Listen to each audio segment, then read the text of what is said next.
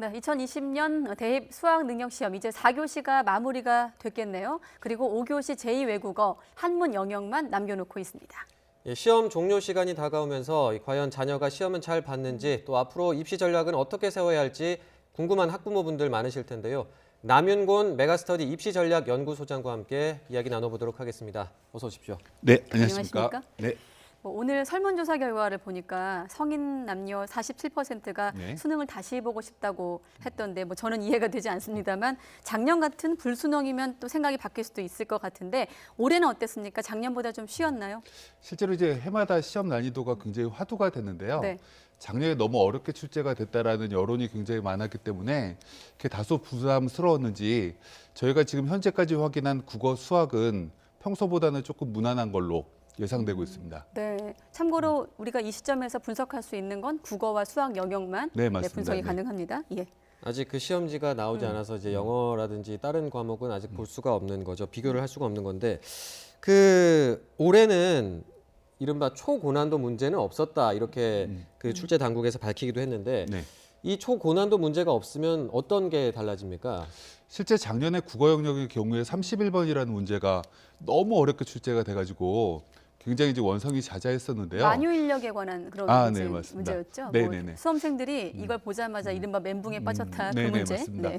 그래서 그 문제 때문에 또 지문도 굉장히 길어졌기 때문에 시간도 모자랐다라는 게 이제 가장 큰 이슈가 돼서 올해는 조금 지문 길이도 짧아졌고요. 정말 어렵다라고 생각되는 문제는 배제가 된 것 같아요. 예. 네. 다만 이제 12번, 14번, 19번, 40번 정도가 그래도 학생들이 조금 까다롭게 느꼈을 가능성이 굉장히 높은 거라서 네. 그 문제를 맞췄냐 못 맞췄냐가 변별력에 차이가 날 것 같습니다. 19번, 20번. 12번, 네. 14번, 19번, 40번입니다. 12번, 19번, 40번 이렇게 네네네, 맞습니다. 말씀하셨는데 이따가 또 확인할 때 한번 참고하시면 좋을 것 네네네. 같습니다. 혹시 학생들이 조금 생소하거나 어렵다고 느낄 만한 문항들이 좀 있었을까요? 지금 말씀하신 거 네네네. 말고도? 네. 그거 말고 국어 영역 같은 경우는 특별하게 이제 EBS 연계를 굉장히 많이 했기 때문에 실제로 학생들이 굉장히 당황할 문제는 별로 없었던 것 같고요. 예. 실제로 이제 19번과 연관된 지문이 약간 학생들은 처음 본 지문들이라서 그것과 연관된 문항들이 조금 학생들이 부담스러웠을 것 같은데 네. 크게 이제 지문도 굉장히 짧아졌기 때문에 부담은 상당히 적었을 거라고 생각이 들고요. 네. 그럼 평소에 좀 처음 보는 지문에 대한 훈련이 좀 잘 된 학생이 유리할 수도 있었겠네요. 그렇죠. 아무래도 네. 이제 국어 영역 같은 경우는 다소 생소한 지문들이 나오는 게 일반적이기 때문에 지문을 조금 많이 접한 친구들이 유리할 수 있는 시험은 맞습니다. 네. 국어 영역은 지문이 다소 줄면서 이제 수험생들 입장에서는 체감할 수 있는 난이도가 네네. 내려가게 되는 거죠. 이제 네네, 맞습니다. 저희가 그러면 이번에 좀 수학 영역도 좀 살펴보면 수학 영역 같은 경우는 지난해와 비교했을 때 어땠습니까? 저희가 이제 두 번의 모의고사를 보거든요. 6월 달에도 한번 보고 9월 예. 달에 모의고사 보는데 그 두 번의 모의고사의 난이도보다는 어렵다라고는 보기 좀 어려울 것 같고요. 네. 실제 이제 최근에 수학의 흐름이 뭐냐면 예전에 30번 문제가 굉장히 어렵고 예. 21번, 29번이 그 따라서 조금 더 어려운 이렇게 변별력이 있는 문제가 한 세 문제 정도 출제됐던 게 최근의 트렌드였는데 네. 요즘은 이 문제들의 난이도는 다소 쉬워졌고요. 반대로 이제 그 이외의 문제들이 조금 이제 풀이 시간이 오래 걸린다라든지 조금 복잡한 계산식을 요구를 하기 때문에 예. 실제 최상위권 친구들한테는 굉장히 어려웠다라는 느낌은 별로 안 받았을 텐데요. 네.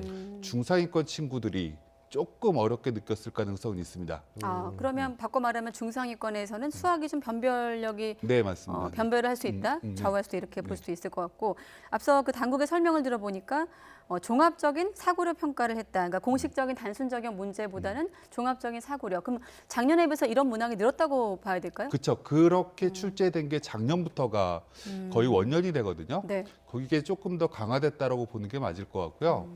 이제 종합적인 사고력이라는 건 그냥 계산, 이해만 해가지고 풀 수 있는 문제보다는 응용력이 가미되는 문제들이라서 이게 중위권 친구들한테는 꽤 어렵게 느껴질 수도 있을 만한 문제라고 생각이 그렇군요. 듭니다. 예. 지금 이제 국어랑 수학 영역의 난이도를 좀 네. 이야기를 해봤는데 이제 등급 커트라인이 어떻게 나올지가 관심이거든요. 네네. 올해 어느 정도로 예상하십니까? 지난해와 비교했을 때요. 작년 같은 경우는 이제 국어가 84점이었고요. 예. 수학, 나영, 문과 학생들이 보는 수학이 88점이었고 이과 수학이 92점이었는데요. 모든 과목들이 이 점수보다는 떨어지지는 않을 것 같아요. 특히 국어 과목 같은 경우는 그보다 상당수 점수가 올라가서 예. 실제로 지금 추정하는 게 조금 위험하긴 한데 네. 92점 전후에서 모든 과목들의 점수가 나오지 않을까라는 생각이 들고요. 예. 근데 이제 문과 학생들이 수학 나형을 조금 어렵게 느꼈을 가능성이 조금 높아서 수학 나형은 지난해 점수랑 비슷하게 나와서 88점이 될 가능성도 꽤 있어 보입니다. 앞서 지금 말씀하신 그 2교시 수학에서 특히 나영 같은 경우 네네. 현재 교사 앞서 그 저희 취재 기자가 전해준 내용을 보면 현재 교사들은 지난해와 비슷한 수준이라 네네. 평이하다 이렇게 분석을 했는데 네네네. 또 입시 전문가들은 수학 나영 문과 학생들이 주로 보는 네네. 그 시험에 같은 경우는 지난해 모의 평가보다도 좀 어려웠다 이렇게 네네. 분석이 되고 있거든요. 네네. 네. 거의 저희도 88점 근방에서 예측이 되긴 하는데 요즘에 이제 학생들이 워낙 학생부 종합전형 준비한 친구들이 많아서 네. 수능 대비할 수 있는 시간적 여유가 과거보다 좀 적은 편이고요. 예. 이러다 보니까 점수가 좀 떨어지지 않을까라는 조심스러운 전망은 저희가 내리고 있습니다. 그렇군요. 네.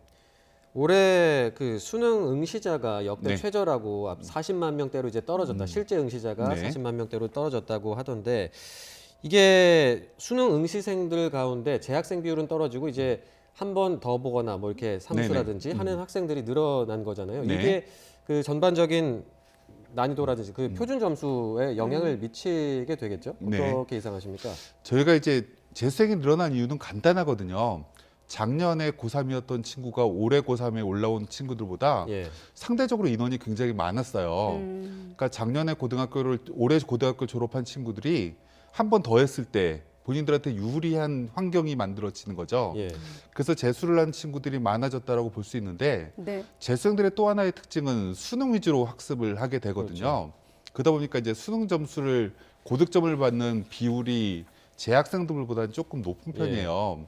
그러다 보니까 이 친구들이 많아졌다라는 얘기는 평균 점수가 올라갈 가능성은 조금 더 높고요. 이 평균 점수가 올라가게 되면 우리가 나중에 성적표를 받을 때는 표준 점수랑 100분이라는 성적표가 찍히는데 네. 표준 점수의 최고점은 오히려 조금 낮아질 가능성은 꽤 있어 보입니다. 그렇군요. 앞서 그 소장님께서 학종 얘기를 하셨는데 학종 준비하느라 수능 네네. 준비할 시간이 좀 부족했다. 그런 영향들도 아무래도 그 졸업생들과 비교해서 재수생이 좀 불리한 점으로 작용을 하나요? 일반적으로 재학생들은 두 가지 중에 하나를 선택하기가 굉장히 애매한 구조로 만들어져 있거든요. 네.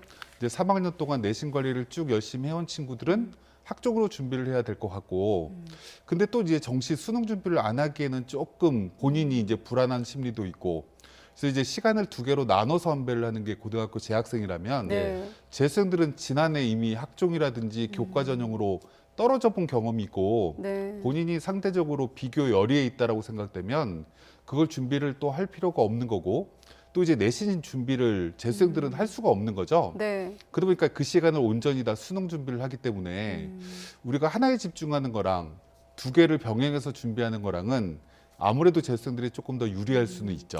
오늘은 소장님하고 오늘 수능에 대한 분석을 하고 있지만 네. 좀 갑자기 궁금한 생각이 드는데 앞으로 정시가 확대될 예정이잖아요. 네. 정부 정책에 네. 따라서 이렇게 되면 지금 말씀하신 어떤 학생들의 좀 고민은 덜게 되는 건가요?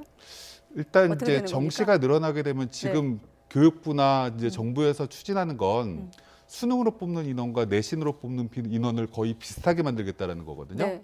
그럼 비슷하게 만들었을 때는 본인이 어떤 게 강점이냐만 빨리 결정해 주면 돼요. 그래서 내신에 강점이 있는 친구들은 내신으로 대학을 가고 수능이 강점이 있는 친구들은 1학년, 2학년 때 내신이 별로 안 좋다라고 하면 수능으로 갈아탔을 때 충분히 경쟁력이 생기는 환경이 만들어지는 거죠. 네. 그 이제 시험 종료 시간이 이제 5교시만 이제 치르면 이제 사실상 수능이 완전히 네. 끝나는 건데 오늘 이제 수험생들은 시험을 마치고 나서 좀 어떤 준비를 하면 될까요? 두 앵커님이 예전에 대학 입시를 치르실 때 수능이 기억이 안 딱 납니다. 끝나면 뭐 쇼핑을 간다라든지 친구들이 모여가지고 이제 노는 게 예. 일반적인 문화였는데 요즘은 이제 수시에 대학별고사라고 면접이다 논술이 이번 주 토요일 일요일부터 대부분 맞아요. 대학교가 시작이 돼요. 그러다 보니까 이 시험이 끝나고 나면 내 점수를 가지고 예. 수시에 저 대학교를 갈 수 있을지 없을지를 먼저 판단해야 돼요. 왜냐하면 수시에 붙으면 정시 지원이 안 되거든요. 네. 그래서 내가 만약에 정시 수능 점수 가지고 갈 수 있는 대학이면 대학불고사를 가면 안 되기 때문에 내 점수가 정확하게 어떤 위치인지를 오늘 끝나자마자 바로 체크를 한번 해봐야 되고요. 예. 네. 체크를 하고 나서 내가 정시에 못 가는 대학교를 추론한 다음에 그 대학교 면접 논술 준비하느라고 수험생들은 지금부터 또 한 2주 동안은 정말 바쁜 일정을 보내야 될 겁니다. 그러면 가채점 결과를 가지고 정리를 네. 해보면 생각보다 수능 점수가 낮았다. 네. 그렇게 하면 어떻게 되는 겁니까? 그럼 이제 수시에 본인이 지원했던 대학 중에 대학불고사가 수능 뒤에 있는 학교들이 있을 거거든요. 네. 그쪽 대학교의 면접이나 논술 준비를 남은 일정 동안 정말 24시간이 모자르게 준비를 해야 되는 게 학생들이 꼭 해야 되는 일일 거고요. 반대로 잘 봤다. 잘 그러면 봤다 정시에 하면 마음 편하게 네. 정시 원서 접수가 12월 말이기 때문에 그때까지는 실제 성적표가 나올 때까지는 여유를 가질 수 있는 친구들이 되겠죠. 그렇군요. 네. 네. 그 관련해서 그러니까 자신의 점수, 가채점 점수가 유리한지 불리한지를 좀 따져보려면 좀 비교할 수 있는 자료들이 필요할 텐데 이런 네. 자료들은 좀 어디서 구할 수 있습니까? 실제로 이제 시험이 끝나고 나면 이제 교육과정 평가원에서는 예. 성적표가 나올 때까지는 가채점 가지고 공개를 하지 않아요. 그래서 저희 메가스터디라든지 여러 사설 업체에서 지금 한 5시 반쯤 되면 학생들이 본인의 점수를 입력을 하게 되거든요. 예.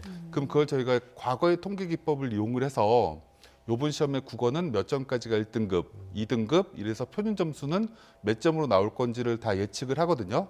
정확하게 맞아떨어지진 않지만 오차가 그렇게 크지 않기 때문에 이걸 가지고 어느 정도 판단을 한다라고 하면 예. 본인이 수시에 지원했던 대학교를 갈지 안 갈지는 결정할 수 있는 충분한 자료는 될 거라고 생각이 듭니다. 예. 그렇군요. 자, 그리고 올해 수능 같은 경우 2009년 개정 교육과정이 적용되는 마지막 수능이라고 네. 알고 있습니다. 2021학년도 수능부터는 이제 출제 범위도 달라진다고 들었는데 그럼 여기에 따라서도 이것도 좀 변수가 될까요? 앞으로 대학 입시 전략에서? 네, 그래서 고등학교 3학년 친구들은 내년에 한 번 더 해야 되겠다라는 생각을 원래 범위가 이렇게 바뀌게 되면 안 하려고 하는 게 일반적이거든요. 그렇죠. 네. 근데 하지만 지금 고등학교 2학년에 다니고 있는 친구들이 올해 고3 친구들보다 또 6만 4천 명의 출생 인원이 줄어드는 이제 인구 절벽 시대예요. 예. 그러다 보니까 올해 고등학교 3학년 친구들은 한 번 더 했을 때 강점이 분명히 생기는 친구들이기 때문에 이 교육과정 개편이 실제로 이제 학령 인구 줄어드는 것보다는 훨씬 더 이득이다라고 생각할 가능성은 꽤 높을 거고요. 그럼에도 불구하고 과정이 개편되는 건 학생들한테 불리한 요소는 분명히 맞을 겁니다. 네, 알겠습니다. 끝으로 짧게 한 가지 여쭤보면 결국 국어는 지난해보다 평이했다. 수학 가형은 작년과 비슷했고 수학 난형은 난이도가 상승했다는 쪽으로 지금 의견이 물론 다 네네. 열어봐야 되겠습니다만 네네. 모아지고 있는데 관건은 지금 어느 영역이 될까요? 실제 외국어를 이제- 빼고 나서? 네네. 네. 아직 이제 영어나 탐구 네. 영역이 발표가 안 돼 있기 때문에 우리가 문과 친구 같은 경우는 대부분의 대학들이 국어 반영률이 좀 높은 편이에요. 수학은 실제로 상위권 대학만 반영률이 높거든요. 그래서 문과 친구들은 국어 점수가 조금 높은 친구들이 아무래도 아. 정시 지원할 땐 유리하게 될 거고요. 반대로 자연계 같은 경우는 아무래도 학과의 특성상 수학을 잘하는 친구들을 선호하기 때문에 네. 대다수의 대학들이 수학의 반영률이 높은 편이거든요. 그래서 이런 대학들의 반영 비율이 다 다르기 때문에 본인의 점수를 그냥 원점수 총점 가지고 이게 어느 대학의 수준이지 이렇게 판단하는 건 조금 비과학적인 방법이고요. 네. 반영 비율까지 고려해서 체크를 해봐야 되고 그 여러 가지 루트를 통해서 정보는 취득할 수 있을 거라고 생각이 됩니다. 네, 알겠습니다. 지금까지 남윤곤 메가스터디 입시 전략 연구소장과 함께 오늘 수능 이야기 해봤습니다. 오늘 말씀 감사합니다. 네, 감사합니다.